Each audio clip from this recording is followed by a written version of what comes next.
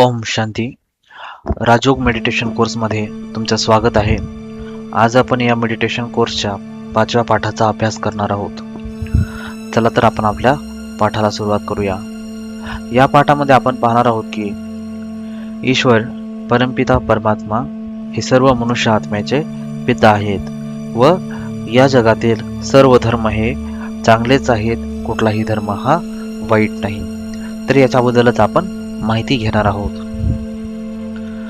ईश्वर, God, Allah, father, Shiv ज्यांना आपण वेगवेगळ्या नावाने हाक मारतो, असे हे परमपिता परमात्मा जे की ज्योतिबिंदू स्वरूप आहेत.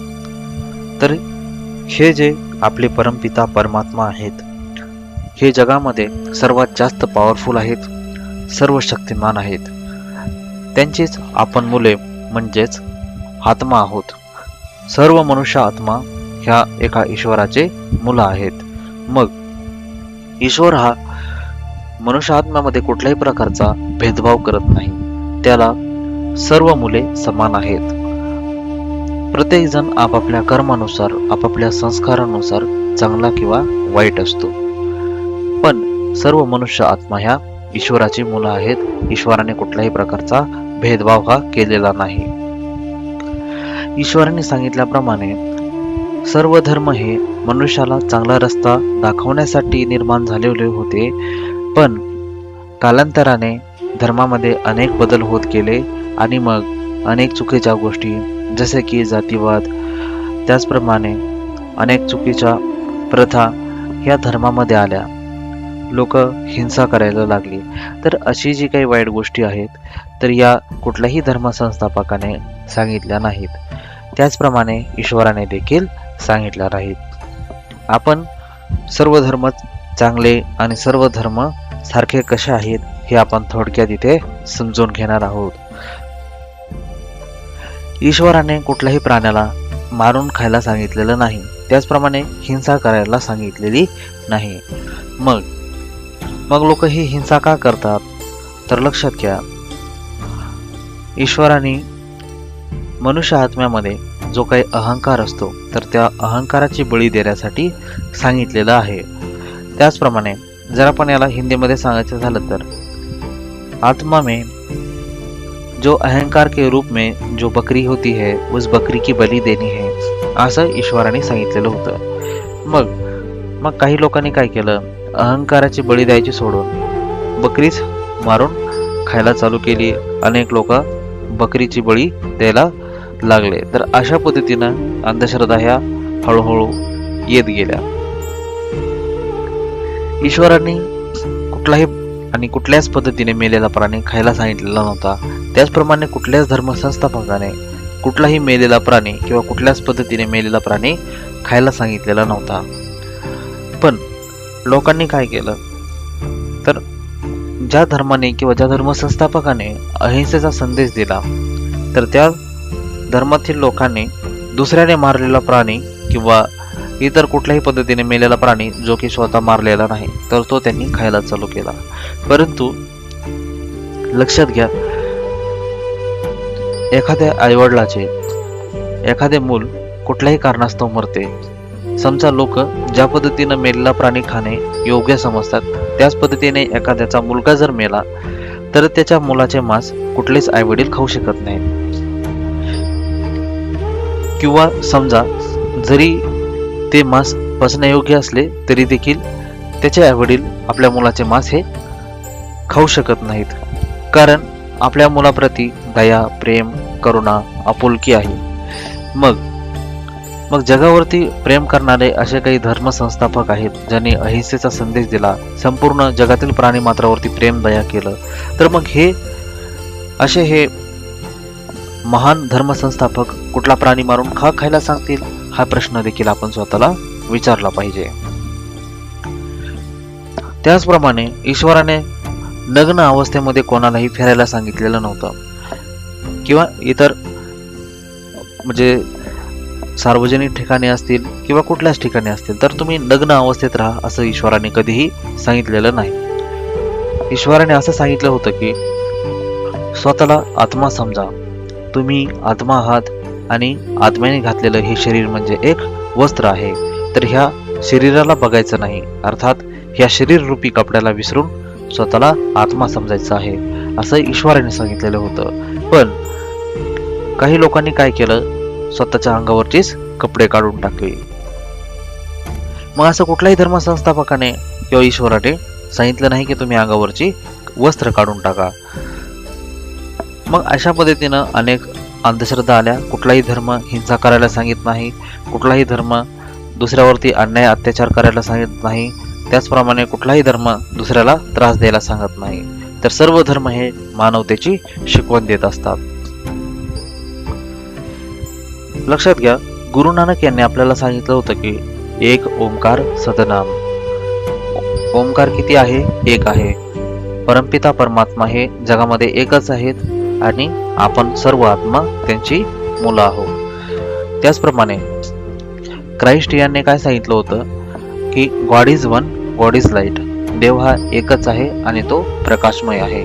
आणि आपण मागील पाठांमध्ये पाहिलेलं आहे की परमपिता परमात्मा हे कसे आहेत? प्रकाशमय ज्योतिबिंदू स्वरूप आहेत. त्याचप्रमाणे इस्लाम धर्मामध्ये देखील सांगितलं जातं की अल्लाह नूर है. नूर म्हणजे लाईट किंवा प्रकाश. तर अल्लाह कसा आहे? तर तो नूर आहे, म्हणजे प्रकाशमय आहे. हिंदू धर्मामध्ये देखील बघा ज्योतिर्लिंग आहेत. ज्योतिर्लिंग या देशामध्ये 12 आहेत आणि आपल्या महाराष्ट्रामध्ये 5 आहेत. ज्योतिर्लिंग या शब्दाचा अर्थ ज्योतीचे चिन्ह असा होतो, कारण हा शब्द संस्कृत शब्द आहे. तर ज्योतीचे चिन्ह म्हणजे नेमकं काय?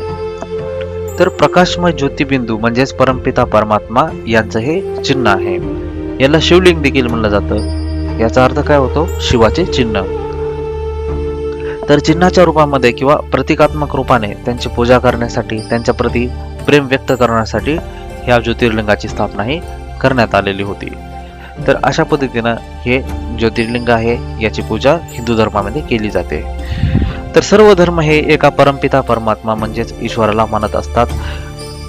फक्त देवाला जी वेगवेगळी नाव आहेत तर या आपल्या धर्मानुसार वेगवेगळी आहेत. महात्मा गौतम बुद्ध ज्यांनी जगाला मेडिटेशनची देणगी दिली.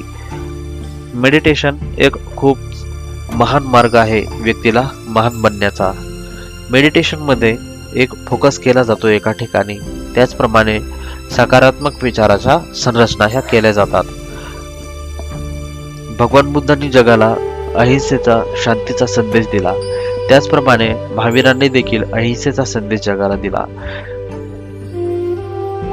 वर्धमान महावीरांनी देखील सांगितलं होतं की आत्मा हा स्वयंभू व अनादी आहे. मग गौतम बुद्ध आणि वर्धमान महावीर यांनी मनुष्य आत्म्याला चांगले संस्कार लावावे यासाठी खूप चांगले प्रयत्न केलेले आहेत आणि यशस्वीपणे त्यांनी देखील खूप चांगलं जीवन जगून जगाला दाखवून दिलेलं आहे. मग एक आदर्श त्यांनी जगाला घालून दिला. तर असे हे महान गौतम बुद्ध आणि वर्धमान महावीर होऊन गेले, परंतु त्यांचे विचार हे अजरामर आहेत. मग या गौतम बुद्धांनी धर्माचा प्रचार करत असताना कुठल्याही प्रकारची कोणती जबरदस्ती केली नाही. व्यवस्थितपणे अगदी तत्वज्ञान समजून सांगितलं आणि मग त्यांना विश्वास होता, त्यामुळेच त्यांनी सांगितलं की तुम्ही ह्या मार्गावरती चालून बघा. चालल्याच्या नंतर जर तुम्हाला आवडले तर तुम्ही त्याचा स्वीकार करा. अर्थात जे काही संस्काराचे मार्ग त्यांनी ह्या जगाला दिले, त्रिशरण, पंचशील, अष्टांग मार्ग, तर या मार्गावरती चालून तुम्ही जर प्रयत्न केला एक चांगला व्यक्ती बनण्याचा, किंवा साधा प्रयत्न जरी केला, जेवढे तुम्हाला चांगल्या गोष्टी समजतात तेवढ्या स्वीकारण्याचा, तर याचा अर्थ असा होतो की तुम्ही एक चांगला व्यक्ती बनण्याचा प्रयत्न करीत आहात. आणि आकर्षणाचा सिद्धांत आपण मागे पाहिला आहे. आकर्षणाचा सिद्धांत असा सांगतो की ज्या गोष्टी तुम्ही प्राप्त करण्याचा मनातून प्रयत्न करतात तर ती गोष्ट तुम्हाला मिळवून देण्यासाठी हे ब्रह्मांड देखील प्रयत्न करीत असते. मग या ठिकाणी तुम्ही जर चांगला व्यक्ती बनण्याचा प्रयत्न केला तर ह्या जगातल्या सर्व चांगल्या गोष्टी तुम्हाला ऑटोमॅटिक येऊन भेटतील आणि पुढचा जो रस्ता आहे तो तुम्हाला ऑटोमॅटिक येऊन दिसेल. असंच भगवान बुद्धांनी देखील सांगितलं की तुम्ही या मार्गावरती चलून बघा, अर्थात प्रयत्न करा म्हणजे प्रयत्न केल्याच्या नंतर हे मार्ग किती चांगले आहेत हे तुम्हाला ऑटोमॅटिक येऊन समजेल. मग आता लक्षात घ्या, आपण जर चांगले बनलो तर ह्या जगामध्ये देव देखील कसा आहे तर तो चांगला आहे. चांगल्या गोष्टी आपल्याला येऊन भेटणार आहेत म्हणजे काय तर देव देखील आपल्याला येऊन भेटणार आहेत. म्हणूनच भगवान बुद्धांनी चांगलं बनण्यावरती भर दिलेला आहे. कुठल्याही देवाची वगैरे माहिती त्यांनी सांगितली नाही. त्याचप्रमाणे वर्धमान महावीरांनी देखील आपल्याला चांगले संस्कार लावण्याचे प्रयत्न केलेले आहेत. त्यांनी देखील अहिंसेचा संदेश दिला. अशा ह्या महान बौद्ध धर्म आणि जैन धर्म या पृथ्वीवरती होऊन गेले, ज्यांनी आपल्याला चांगले संस्कार लावण्याचे प्रयत्न केले. लक्षात घ्या, आता ज्योतिर्लिंग ह्या देशामध्ये 12 आहेत आणि प्रत्येक ज्योतिर्लिंगाला वेगवेगळे नाव आहे. तर हे जे नाव आहे हे ईश्वराच्या गुणानुसार त्याला नावं पडलेले आहेत. तर या ठिकाणी 2 ज्योतिर्लिंग दाखवलेले आहेत. एक रामेश्वरम आहे आणि दुसरं सोमनाथ दाखवलेलं आहे. तर थोडक्यात याचा अर्थ आपण इथे समजून घेऊ. आता रामेश्वरम म्हणजे काय तर रामाचा ईश्वर म्हणजेच रामेश्वरम असं म्हणलं जातं. त्याचप्रमाणे सोमरस पाजणारा त्याला सोमनाथ असं म्हणलं जातं.